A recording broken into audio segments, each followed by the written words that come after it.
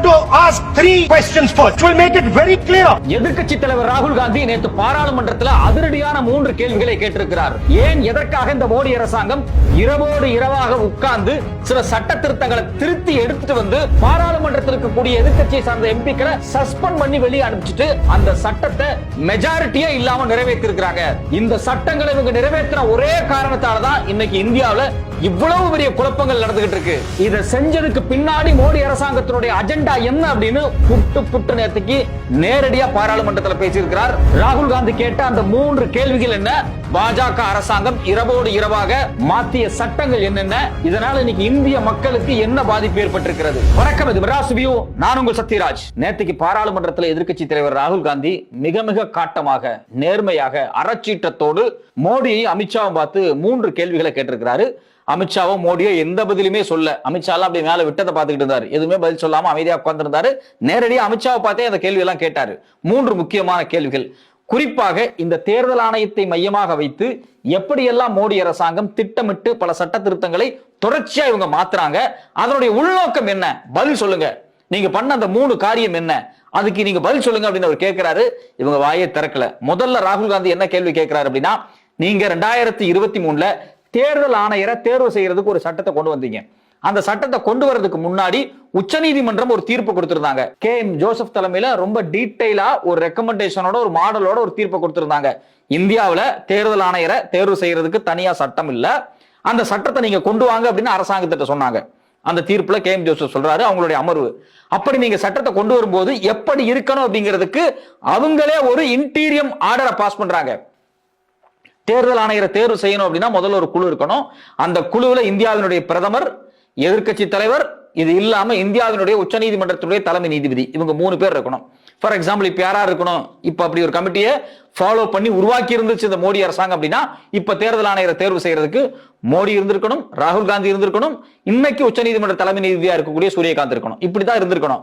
ஆனா இவங்க 2023ல என்ன பண்றாங்க அப்படின்னா, சட்டத்தையே மாத்துறாங்க.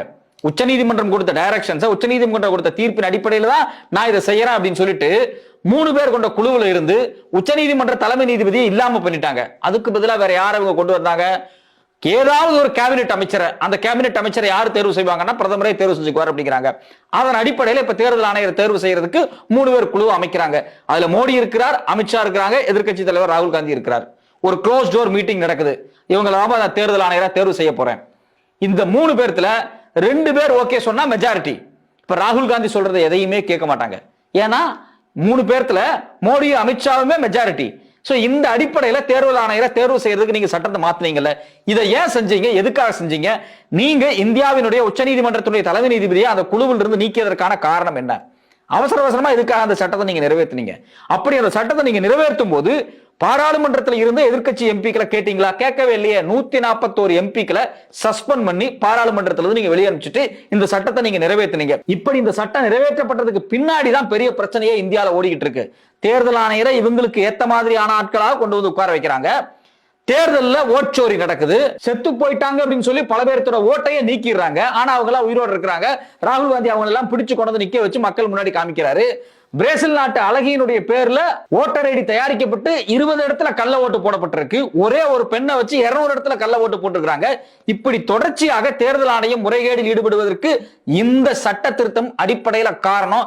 எதுக்காக நீங்க இந்த சட்டத்தை திருத்தினீங்க? முதல்ல இந்தியாவின் உச்ச நீதிமன்ற தலைமை நீதிபதியின் மீது உங்களுக்கு நம்பிக்கை இல்லையான்னு ராகுல் காந்தி நாக்கப்படுகிற மாதிரி பாராளுமன்றத்தில் கேட்கிறாரு. பதில் சொல்லுங்க. இந்தியாவினுடைய நீதிமன்ற நீதிபதியே நீங்க தூக்க வேண்டிய தேவை உங்களுக்கு எங்கிருந்து வருது? அதுவும் பார்லிமெண்ட்ல இருக்கக்கூடிய எதிர்க்கட்சி எம்பிக்களை சஸ்பெண்ட் பண்ணிட்டு மாற்ற வேண்டிய தேவை உங்களுக்கு எங்கிருந்து வருது? இதை அவர் வெளிப்படையா கேட்கிறாரு. ஏன் நீங்க அதை இது வரைக்கும் பதில் சொல்லாம தட்டி கழிச்சுக்கிட்டே இருக்கிறீங்க? 2வது முக்கியமான விஷயம் அவர் என்ன கேட்கிறாரு அப்படின்னா, அப்படி நீங்க 2023ல சட்டத்தை மாத்துனீங்க. அப்படி மாத்தும் போது இந்தியாவினுடைய தேர்தல் ஆணையருக்கு என்ன இம்யூனிட்டி நீங்க கொடுக்குறீங்க? கிளாஸ் 11 சப்செக்ஷன் 2ல ஒரு மாற்றத்தை கொண்டு வர்றீங்க. என்ன மாற்றம் அப்படின்னா, ஒரு தேர்தல் ஆணையரை நீக்க வேண்டும் என்றால் அவரை இம்பீச் தான் பண்ணணும் அப்படிங்கிற மாதிரியான ஒரு நடைமுறையை கொண்டு வர்றீங்க. நீங்க இம்பீச்ங்கிற வார்த்தையை பயன்படுத்தல, ரிமூவ்னு பயன்படுத்துறீங்க. ஆனா ரிமூவ்னு பயன்படுத்திட்டு இம்பீச் பண்ற ப்ராசஸ் கொண்டு வந்து உள்ள வைக்கிறீங்க. ரிமூவல் வேற, இம்பீச்மெண்ட் வேற. ரிமூவல் அப்படிங்கிறது ஒரு நார்மலான செயல். ஒரு கவர்மெண்டினுடைய தலைவர், அதாவது பிரதமர் நினைச்சா ஒரு எலெக்ஷன் கமிஷனரை நீக்கிடலாம், இவ்வளவுதான். அவர் ஏதாவது தப்பு பண்ணியிருந்தா அவர் மேல நடவடிக்கை எடுக்கலாம்.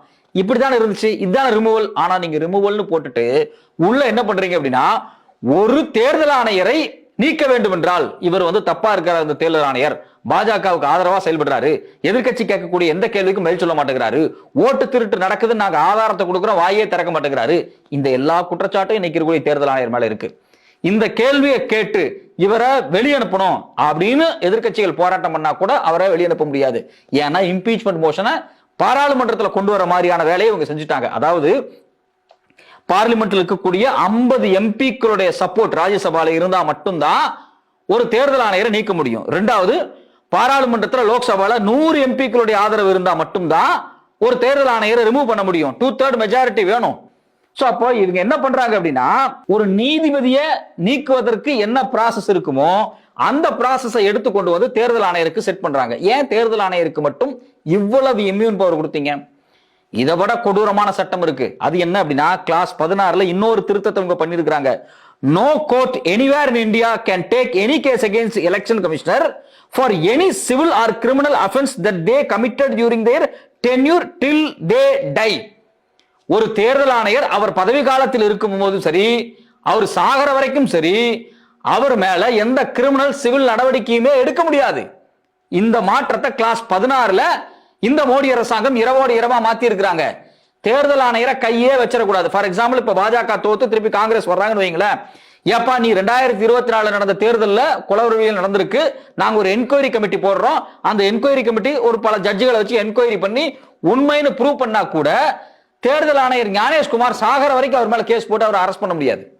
இதுதான் அவங்க பண்ணிருக்கக்கூடிய சட்ட திருத்தம். எதுக்காக தேர்தல் ஆணையத்துக்கு இவ்வளவு பெரிய அதிகாரம்? இந்தியாவினுடைய ஜனாதிபதிக்கு இது இல்லை, இந்தியாவில் இருக்கக்கூடிய நீதிபதிகளுக்கு இந்த பவர் இல்லை, இந்தியாவினுடைய பிரதமருக்கு இந்த பவர் இல்லை, இந்தியாவுடைய ஹோம் மினிஸ்டருக்கு இந்த பவர் இல்லை, இந்தியாவில் இருக்கக்கூடிய சீஃப் மினிஸ்டருக்கு இந்த பவர் இல்லை, இந்தியாவில் எந்த உயர் பதவியில் இருக்கக்கூடியவங்களுக்கும் இந்த பவர் கிடையாது. கவர்னருக்கு கூட இந்த பதவியில இது மாதிரியான ஒரு அதிகாரம் கிடையாது, ஒரு இம்யூனிட்டி பவர் கிடையாது. கவர்னரை விட, ஜனாதிபதியை விட, பிரதமரை விட, முதலமைச்சரை விட எப்படி ஒரு தேர்தல் ஆணையர், நியமிக்கப்பட்ட ஒரு தேர்தல் ஆணையருக்கு இவ்வளவு பெரிய அதிகாரத்தை கொடுத்தீங்க? அப்ப உங்களுடைய நோக்கம் என்ன அப்படின்னு ராகுல் காந்தி இந்த மாற்றத்தை எல்லாத்தையும் எடுத்து வச்சு வெளிப்படையா பாராளுமன்றத்தில் கேட்கிறாரு. பதில் சொல்லுங்க. ஏன் வாய மூடி இருக்கிறீங்க? ஒரு தேர்தல் ஆணையருக்கு எதுக்கு கிளாஸ் 11லயும் கிளாஸ் 16லயும் இவ்வளவு சேஞ்சஸ் நீங்க கொண்டு வந்தீங்க? இதுக்கு பின்னாடி இருக்கக்கூடிய அஜெண்டா என்ன? மூன்றாவது முக்கியமான கேள்வியை ராகுல் காந்தி கேட்கிறாரு. தேர்தல் விதிகளில் நீங்கள் என்னென்ன மாற்றத்தை பண்ணி இருக்கிறீர்களே, அந்த மாற்றத்திற்கான நோக்கம் என்னன்னு கேட்கிறாரு. கண்டக்ட் ஆஃப் எலெக்ஷன் ரூல்ஸ், அதுல செக்ஷன் 93 சப்செக்ஷன் 2 சப்செக்ஷன் 9ல நீங்க ஒரு மாற்றத்தை பண்ணிருக்கிறீங்க. To restrict access to CCTV footage and electronic records அப்படின்னு மாத்திருக்கீங்க. இப்போ நான் ஒரு லோக்கல் பஞ்சாயத்து போர்டு தேர்தலில் நிற்கிறேன், நான் தான் ஜெயிச்சிருக்கணும், ஆனால் வேற எதிர்கட்சியில் இருக்கக்கூடிய ஜெயிச்சிட்டான். ஓட்டில் யார் யார் இந்த கிராமத்துக்குள்ள ஓட்டு போடுவாங்கன்னு எனக்கே ஆல்மோஸ்ட் தெரியும். ஏன்னா லோக்கல் பஞ்சாயத்து போர்டு எலெக்ஷனில் அது ஈஸியாக கண்டுபிடிச்சிடலாம் ஓரளவுக்கு. ஆனால் பயங்கர மெஜாரிட்டியில் யாரோ ஒருத்தன் ஜெயிச்சிட்டான், பாஜகக்காரன் ஜெயிக்கிறான், இல்லை வேற ஏதோ ஒரு கட்சிக்காரன் ஜெயிக்கிறான் அப்படின்னா எனக்கு ஒரு சந்தேகம் வருது அப்படின்னா நான் கோர்ட்டுக்கு போகலாம். கோர்ட்டில் போய் ஐயா இங்கே பாருங்க, நான் தான் ஜெயிச்சிருக்கணும், எனக்கு சந்தேகமாக இருக்குது, இந்த தேர்தல் நடந்த பூத்து, அந்த பூத்தில் இருக்கக்கூடிய சிசிடிவி காட்சி, இந்த இவிஎம் மெஷின் இதெல்லாம் கொண்டு வந்து செக் பண்ணுங்க ஐயா அப்படின்னு சொன்னா, இவங்க ஒரு புது ரூல்ஸ் அடிப்படையில் என்ன சொல்றாங்க அப்படின்னா, அங்க இருக்கக்கூடிய எந்த எலக்ட்ரானிக் எக்யூப்மெண்ட்ஸ், சிசிடிவியா இருக்கட்டும் இல்லை விவிபேடா இருக்கட்டும், எந்த மெஷினையுமே ஆக்சஸ் பண்றதுக்கு யாருக்குமே உரிமை கிடையாது அப்படின்னு சட்டத்தை அவங்க திருத்தி இருக்கிறாங்க. இது மட்டும் இல்லாம இந்த ஓட்டு போட்ட அந்த கணக்கெடுத்த லிஸ்ட் எல்லாம் இருக்கு பாத்தீங்களா, இந்த சிசிடிவி காட்சிகள் மற்ற பொருள்கள், இது எல்லாமே 45 நாள்ல டெலீட் பண்ணிடுவாங்க. முதல்ல கொடுக்கவே மாட்டாங்க, கொடுக்காம அவங்களே வச்சிருப்பாங்க.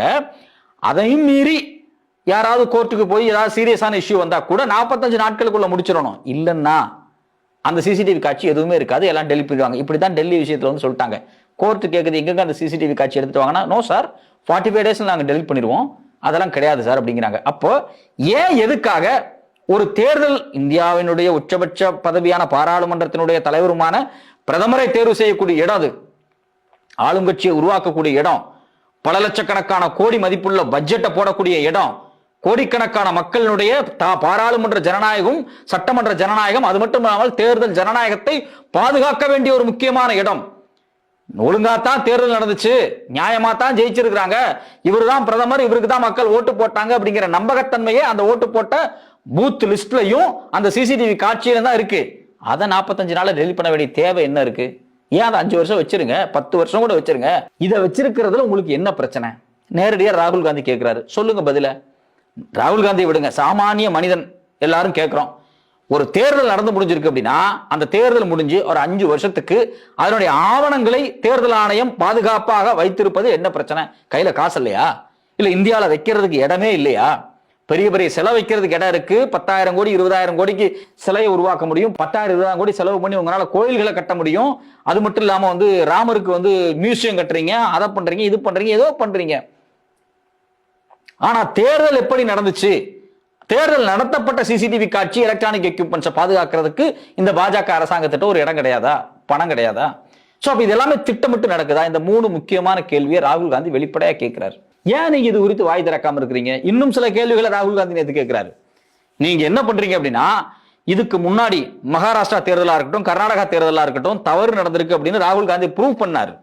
மாடல் அழகியா இருக்கட்டும், சில பெண்களா இருக்கட்டும், ஒரே வீட்டுல 500 பேர்த்துக்கெல்லாம் ஓட்டு இருந்துச்சு. அது வீடே கிடையாது, ஒரு கடை, ஒரு சாதாரண 10க்கு 10 கடை, சட்டர் போட்டு மூடப்பட்டிருக்கு. அந்த அட்ரஸ்ல 10 பேர்த்துக்கு ஓட்டர் ஐடி கொடுத்து அவன் ஓட்டு போட்டிருக்கிறான். இந்த எல்லா குளறுபடி நடந்துச்சுல்ல, ஆதாரத்தை பத்திரிகையாளர்கள் முன்னாடி பிரசன்டேஷன் போட்டு ராகுல் காந்தி காமிச்சார்ல, இது வரைக்கும் 3 தடவை பண்ணியிருக்கிறாரு. இவ்வளவு ஆதாரங்களை கொடுத்திருக்கிறார் ராகுல் காந்தி. சோ ஏற்கனவே இவ்வளவு பஞ்சாயத்துகள் ஓடிக்கிட்டு இருக்கு. நீங்க என்ன பண்றீங்க? இதெல்லாம் கொடுத்த உடனேயே ராகுல் காந்தி இதெல்லாம் எப்படி கண்டுபிடிக்கிறாரு? இவருக்கு அந்த டேட்டா இருந்தா தானே கண்டுபிடிப்பாரு. டேட்டா எதையுமே இல்லாம பண்ணிடலாம் அப்படின்னு சொல்லிட்டு மெஷின் ரீடபிள் டேட்டாவை எல்லாத்தையும் நீங்க மெஷின் ரீட் பண்ண முடியாத டேட்டாவை மாத்துறீங்க. ஃபார் எக்ஸாம்பிள், இப்போ என்கிட்ட ஒரு வேர்டு ஃபைல் இருக்குன்னு வச்சுங்களேன். அந்த வேர்டு ஃபைல்ல வாக்காளர் பட்டியல் இருக்கு அப்படின்னா, ஒரு அட்ரஸ் இருக்கு. அந்த அட்ரஸ் சாஃப்ட்வேர்ல போட்டு இந்த அட்ரஸ்ல எத்தனை வாக்காளர்கள் இருக்கிறாங்க இந்தியா முழுக்க கிராஸ் செக் பண்ணாங்கன்னா சாஃப்ட்வேர்ல, சார் ஒரே அட்ரஸ்ல 10 பேர் இருக்கான் சார், 20 பேர் இருக்கான் சார், 50 பேர் இருக்கான் சார் கண்டுபிடிச்சிட்டா, இதுல யார் டூப்ளிகேட் ஓட்டோ அதை அவங்கள டெலிட் பண்ணி விட்டுலாம். இதுதான் ஈஸியா மெஷின் ரீடபிள் மெட்டீரியலை வச்சு தவறுகளை, டியூப்ளிகேட்ஸை, மேனிபுலேஷனை அசஸ் பண்ண முடியும். ஆனா இதைத்தான் ராகுல் காந்தி கண்டுபிடிச்சுக்கிட்டே இருக்கிறாரு. இவர் கண்டுபிடிச்சிட கூடாது அப்படிங்கிறதுக்காக இப்ப நீங்க வேர்டு டேட்டாவை, ரீடபிள் டேட்டாவை கொடுக்க மாட்டேங்கிறீங்க. நீங்க என்ன பண்றீங்க?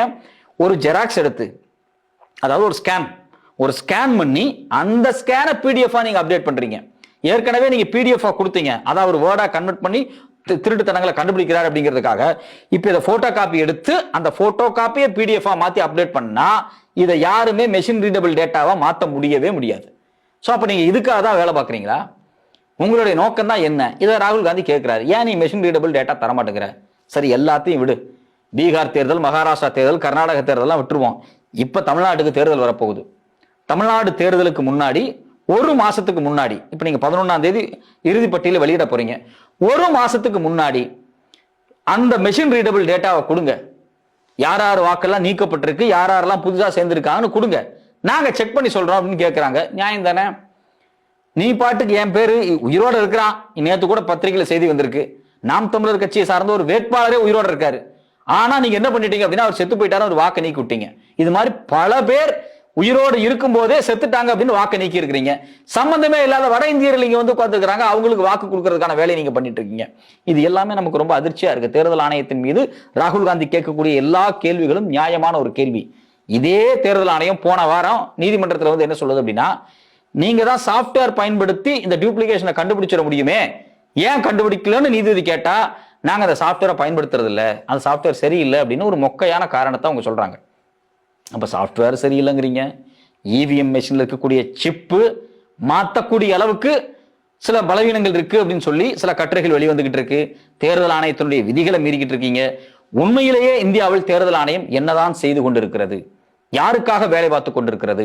ராகுல் காந்தி, எதிர்க்கட்சி தலைவர்கள், இந்தியா கூட்டணிகள் தொடர்ச்சியாக இந்த தேர்தல் ஆணையம் குறித்து பல கேள்விகளை கேட்டுக்கொண்டே இருக்கிறார்கள். ஆனால் இதுவரையும் எந்த பதிலும் சொல்லாமல் தாண்டோனித்தனமாக நான் செய்வதுதான் சட்டம், நான் செய்யறதுதான் நியாயம் அப்படின்னு இந்த மோடி அரசாங்கம் செய்து கொண்டே இருக்கிறார்கள்.